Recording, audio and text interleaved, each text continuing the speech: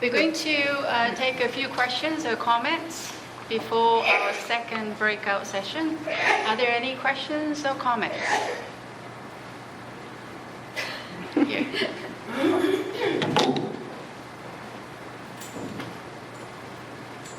I just would like to ask you, what is your point of view on if we can lower consumption, if there was lower production of things? What could be our view on those countries that, with very low labor costs, produce a lot of unnecessary things that come to other countries? If we love our neighbor, how should we look at that if they were taking their jobs out, not to produce unnecessary things that will increase consumption?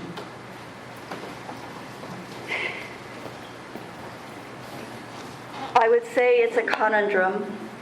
I don't have an answer. I think maybe what we need to be doing is working in solidarity with those countries and working towards some solution together.